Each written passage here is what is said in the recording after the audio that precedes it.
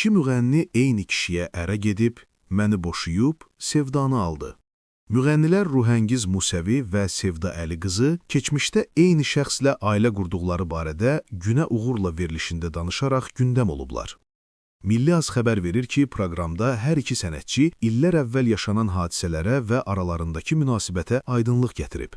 Sevda Əli qızı aralarında düşmənçilik olmadığını, münasibətlərinin normal olduğunu desə də, Ruhəngiz Musəvi hazırda aralarında soyuqluq olduğunu bildirib.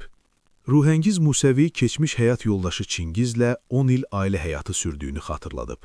Sevda əvvəl öz qohumu ilə ailə qurub, övladı da o evlilikdəndir. Sonra Çingizlə evləndi. Mən 10 il onunla yaşamışam.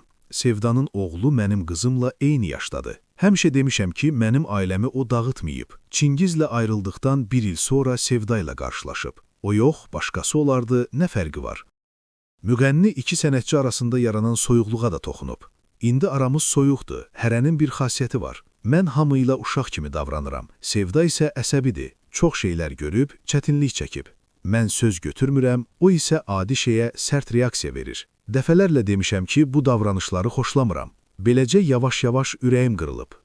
Ruhəngiz Musəvi onların ailələrinin də zamanında yaxın olduğunu əlavə edib. Bir-birimizin övladlarının xeyir işində də iştirak etmişik. Allah ona da, anasına da can sağlığı versin. Verilişlərə də bir yerdə çıxırdıq, amma sonra incidim ondan. Sənətçilərin bu açıqlamaları sosial şəbəkələrdə geniş müzakirə olunub.